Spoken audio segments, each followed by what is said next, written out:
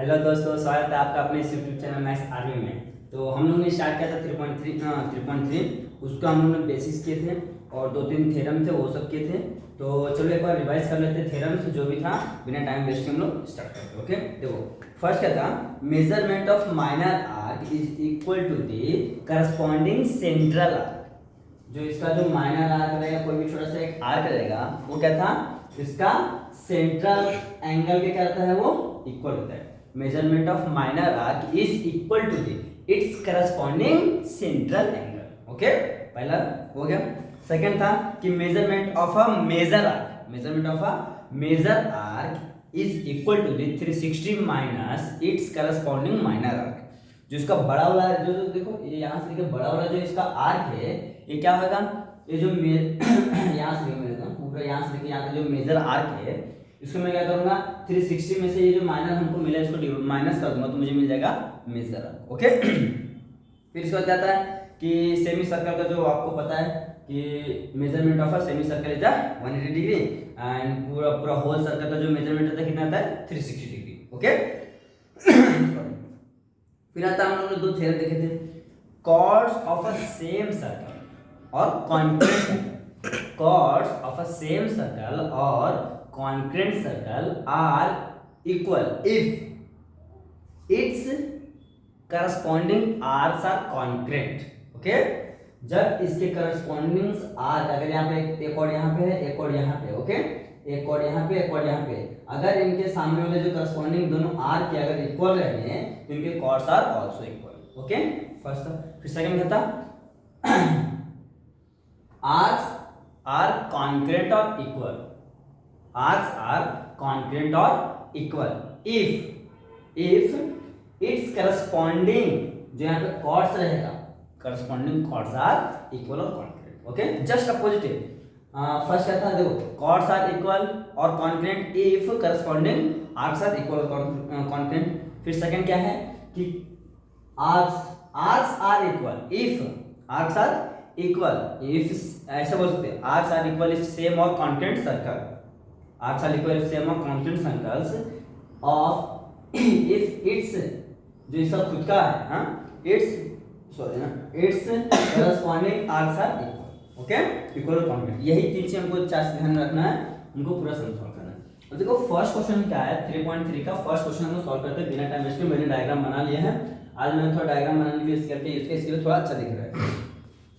अब देखो क्या बोला है, in figure points G D E F R क्या है, कौन cyclic points on a circle. देखो डी ई एफ जी क्या क्या है, पॉइंट्स आर किसके ऊपर, क्या है, साइकिल के ऊपर कोइंसाइड किया, मतलब वहां पे रख दिया गया। ओके, फिर उसके बाद क्या बोला है, विद सेंटर सी, क्या बोला है कि एंगल, देखो हमको दिया क्या है, एंगल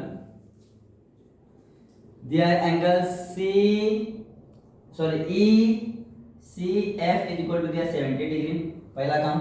और क्या दिया है, और दिया है D G F, measurement arc D G F is equal to दिया 200 डिग्री।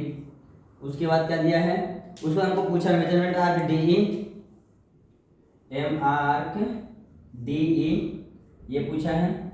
और दूसरा क्या पूछा है, दूसरा पूछा है measurement arc D E F, measurement arc D E F. Okay, measurement arc D E F. देखो हमको सिर्फ क्या बोला है कि जो ये चार पॉइंट्स है वो क्या है, सर्कल के ऊपर है।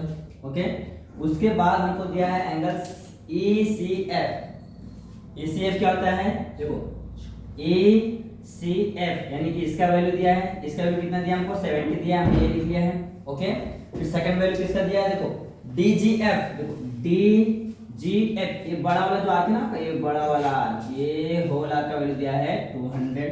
ओके, फिर हमको पूछा कौन सा है, डी ई, फर्स्ट हमको ये वाला पूछा है, ये वाला कितना हम, फिर बाद में पूछा है D E F, D E F. Okay, तो इसमें सिर्फ हमको आर के बारे में पूछा है। तो अब क्या है, जो जो क्वेश्चन है वो लिख लिया है, हम लोग क्या करते हैं, इसको सॉल्व करते हैं। सबसे पहले जो क्वेश्चन में दिया उसको आप लिख लो बिना कुछ सोच समझ। सबसे पहले जो दिया जाता है ना, गिवन थी, तो लिखो गिवन डेटा, गिवन। अब डेटा में क्या दिया था, points points D E F and G are, क्या बोला है, क्या बोला था इसको, कौन साइक्लिक पॉइंट, कौन cyclic point on the circle. Okay, इतना हो गया। अब हमको क्या करना है, फर्स्ट हमको क्या करना है, देखो ये वाला एंगल दिया है तो हमको सामने वाला मिल जाएगा। अभी हमने बताया किससे, कि जो अपना जो आर्क होता है, arc minor arc is equal to its corresponding central angle.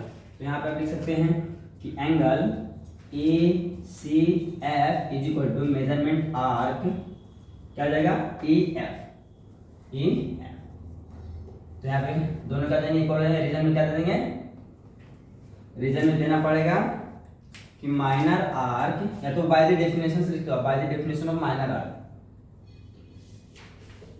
Minor arc is equal to the its corresponding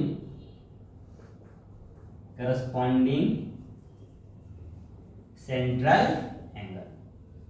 okay, जो माइनर आर्क है क्या है, इक्वल है किसके, इट्स करस्पॉन्डिंग सेंट्रल एंगल। तो अपना जो आर्क हो जाएगा, आर्क क्या है अपना, आर्क है मेजरमेंट आर्क कितना हो जाएगा, ई एफ, बराबर, मेजरमेंट आर्क कितना हो जाएगा, ई एफ, उसका वैल्यू कितना हो जाएगा, 70 डिग्री। पहला काम नहीं हुआ, चलो इसको हमको कितना मिला, 70 डिग्री। ओके, बड़ा वाला दिया है, बराबर, हमको एक छोटा वाला पूछा है, तो मैं क्या करूँ, सम ऑफ ऑल आर कर दूंगा, जिसका वैल्यू कितना होता है, 360 डिग्री होता है। तो यहाँ पे लिखता हूँ measurement arc D G F, बड़ा वाला, प्लस मेजरमेंट आर्क छोटा वाला क्या है, ई एफ,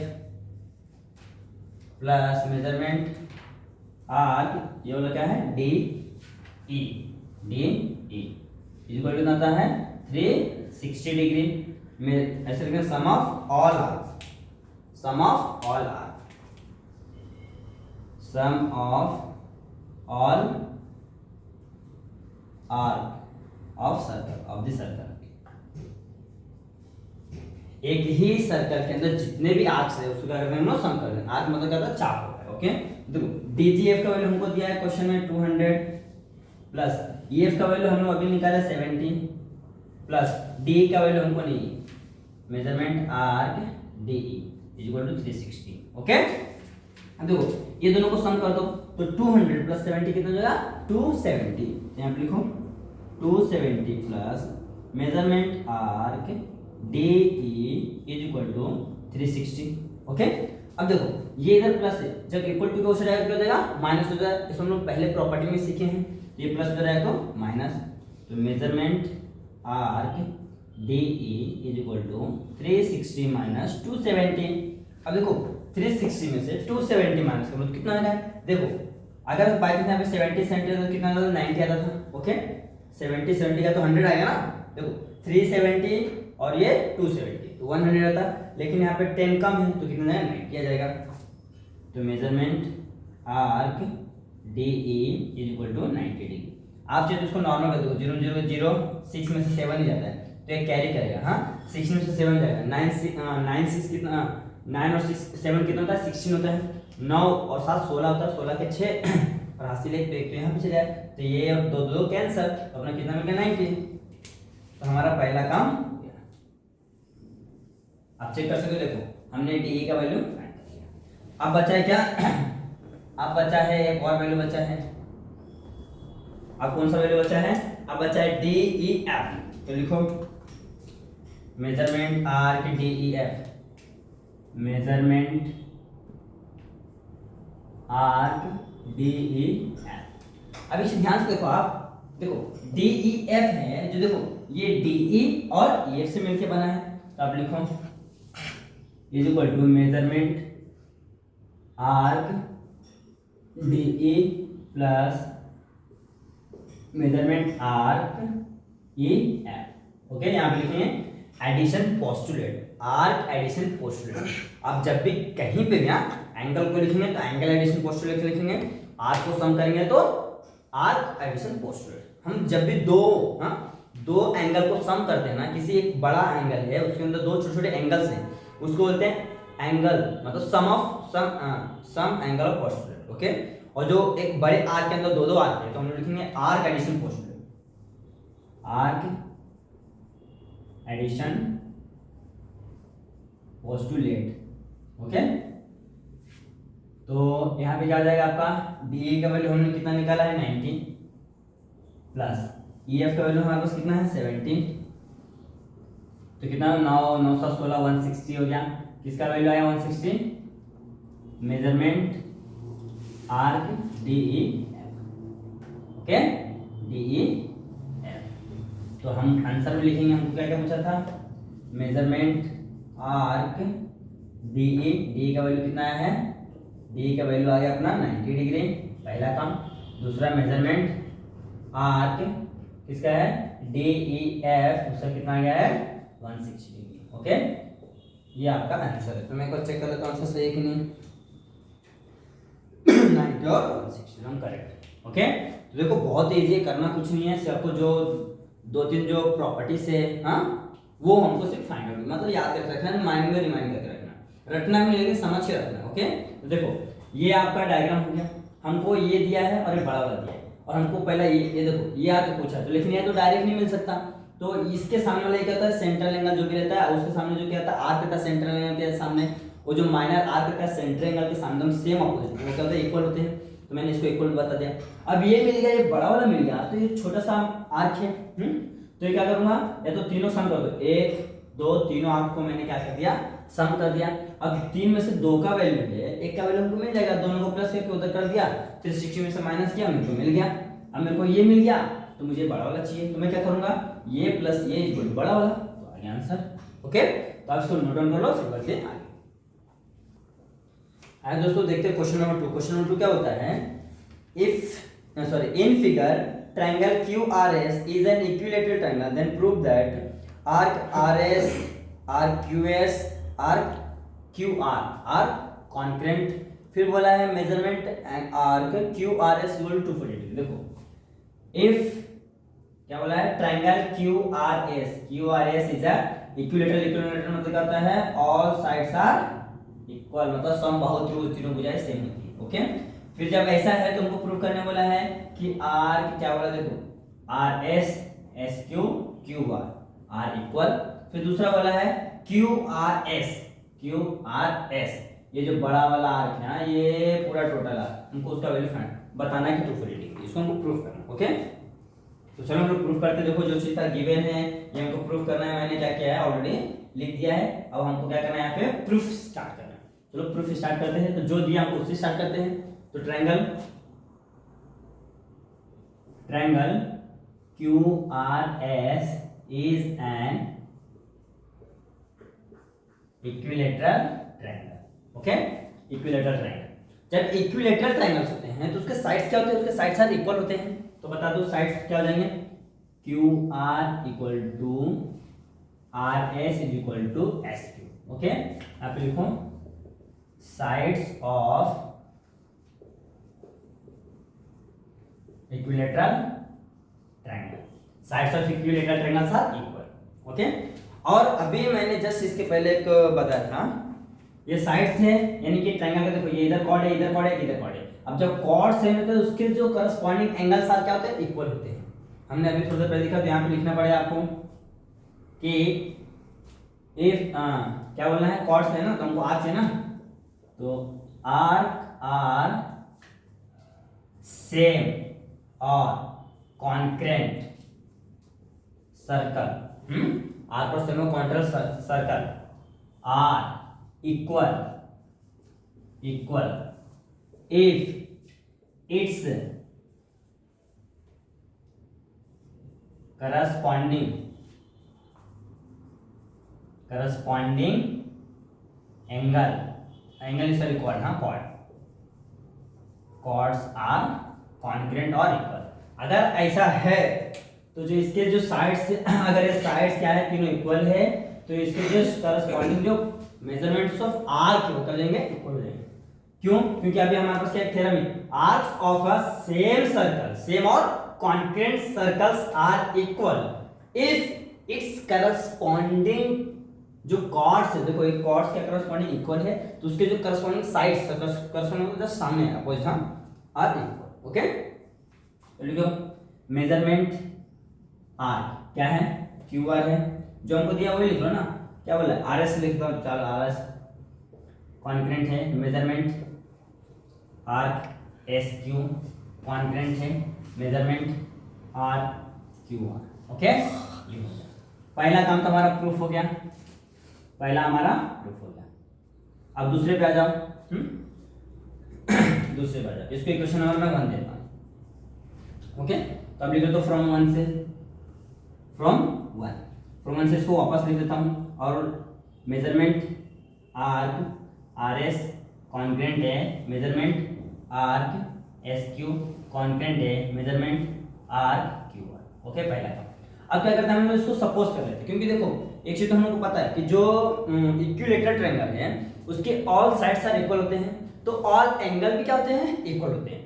जब तीनों एंगल इक्वल है तो मैं किसी को सपोज करूंगा तो मुझे उसका वैल्यू मिल जाएगा कि कौन सा क्या एंगल है। ओके तो मैं क्या करता हूं, सपोज कर लेता हूं, let measurement arc R S is equal to measurement arc S Q is equal to measurement arc Q R is equal to, मैंने क्या सपोज कर लिया एक्स।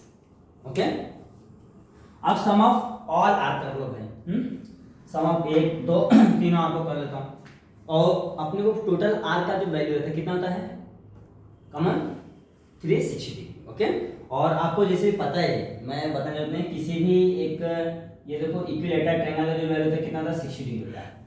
किसी भी इक्विलेटरल ट्रायंगल का जो वैल्यू होता है, मतलब जो एंगल्स होते हैं कितना होते हैं, 60 डिग्री। तो देखो यहाँ पे भी वही निकलने वाला है, हम लोग कुछ नहीं निकलने, देखो इसका कुछ नहीं, हम लोग कहा सपोज किया x है, तो अभी हम लोग क्या करते हैं, सम ऑफ ऑल कर देते हैं।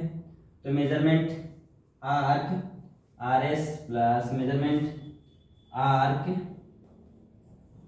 Arc S Q plus measurement sorry arc Q R is equal to 360 degree, sum of all arc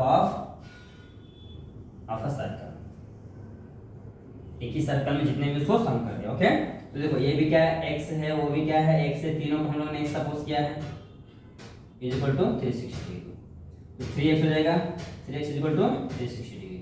अब क्या है, इधर इनटू में जाए तो डिवीजन में, इधर गुणे में जाएगा तो भाग में, तो x is equal to 360 upon में 3, 3 से डिवाइड करो, 3 1 जा 3 और 3 1 जा 3, 3 2 जा कितना आ जाएगा 6, तो 120 120 आ रहा है।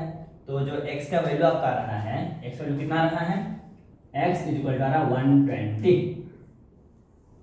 और x मींस क्या है, x मींस ऑल के ऑल क्या है अपना आर्क से। तो यहाँ पे मैं लिख देता हूँ measurement arc R S is equal to measurement arc R S क्या है, एस क्यू है, is equal to measurement arc Q R है, इज इक्वल टू कितना गया है 120। ये काम तो हो गया, हमने सब आर्क का, इसका वैल्यू क्या है, इसका वैल्यू क्या है, इसका वैल्यू क्या है निकाल लिया। ओके अब हमको क्या निकालना है, angle sorry measurement are Q R S, तो यहाँ पे लिखो measurement are Q R S is equal to, अभी चीज ध्यान से देखो, हाँ यहाँ पे सेम जो हम लोग इसे लास्ट क्वेश्चन लिखे थे, previous question, Q R S मतलब यहां से लेके हमको सिर्फ ये यहां तक का वैल्यू चाहिए, तो नहीं चाहिए ना। तो देखो ये किस क्यू आर एस किससे मिलकर बना है, क्यू एस और आर एस से, हमको सेम लिखना है, लिखो measurement arc R S plus measurement arc Q S, ये हो गया। तो यहाँ पे लिखेंगे addition, arc addition postulate. Okay ये लिख देना, ये हो गया। अब क्या करो, वैल्यू रख दो। अब दोनों का वैल्यू हम लोगों ने कितना निकाला है, यहाँ पे देखो दिया है ना, सबका वैल्यू कितना 120 है, तो ऐड कर दो, तो हो जाएगा 120 प्लस 120 इक्वल टू हो गया 240 डिग्री। हमको यही पूछा था ना, measurement arc Q R S equal to 240 degree. ये भी क्या हो गया, प्रूफ हो गया।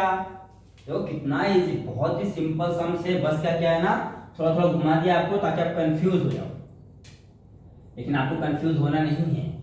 आपको एक स्टेप बाय स्टेप हर एक काम करना है। देखो मैं वापस से एक्सप्लेन कर देता हूँ कि ये क्या है। एक हमको बोल के दिया क्या है कि इक्विलेटरल ट्रायंगल है। ओके, अब इक्विलेटरल ट्रायंगल के जो ऑल साइड्स होते हैं क्या होते हैं, इक्वल होते हैं। इसमें साइड्स यानी सर्कल का कॉर्ड है। ओके, तो यानी कि कॉर्ड सेम है तो उसके करस्पॉन्डिंग क्या देंगे, जो अपना ये आर के वो सेम हो जाएंगे। तो वो सेम हो गया, इक्वेशन 1 दे दिया उसको। फिर सेम इसी को ले लूंगा, इक्वेशन नंबर 1 ले लिया यहाँ से। अब इसको मैंने x सपोज कर लिया। x सपोज करने के बाद क्या किया मैंने, ऑल आर्क को मैंने क्या कर दिया, सम कर दिया। सम कितना, तो ऑल आर्क का समेशन 360 डिग्री। ओके, तो हमने x सपोज किया तो 3x हो गया, डिवाइड कर दिया 120 मिल गया x का वैल्यू यानी कि ऑल आर्क्स का वैल्यू क्या हो गया, सेम आ गया।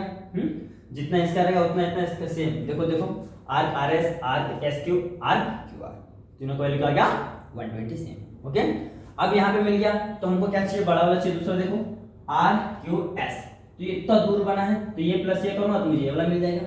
तो मैंने यहाँ पे कर दिया आर्क एडिशन पोस्टुलेट। ओके, तो ये सम सॉल्व हो गया। तो आप इसको नोट डाउन करो, फिर करते हैं आगे।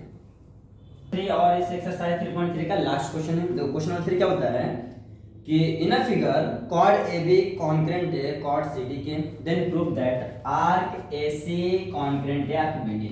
देखो ये जो AB कॉर्ड है ये इक्वल किसके, CD। तो आपको पता है इक्वल कॉर्ड होते हैं तो उसके करस्पॉन्डिंग जो आर्क तो इक्वल हो जाते हैं। तो सेम यहाँ पे वही काम करना है। तो लिखो कॉर्ड AB कॉन्करेंट है किसके, कॉर्ड BD। क्या है, from data, from given data ना, गिवन डेटा में हम लोगों ने ऑलरेडी निकाल के रखा है पहला काम। और जब कॉर्ड्स इक्वल होते हैं तो उसके जो करस्पॉन्डिंग जो आर्क होते हैं A C B, arc A C B equal हो जाएंगे। आर्क यानी कॉन्करेंट हो जाएंगे आर्क, ये तो इसके लिए हो गया, इसके लिए क्या आएगा सी बी डी। तो B D C B D, C B D. Okay, तो यहाँ पे हमको रीजन देना पड़ेगा। रीजन क्या देना पड़ेगा, आर्क्स आर इक्वल और congruent of same circle if क्या देगा, इफ हमको क्या लिखना है कि इफ करस्पॉन्डिंग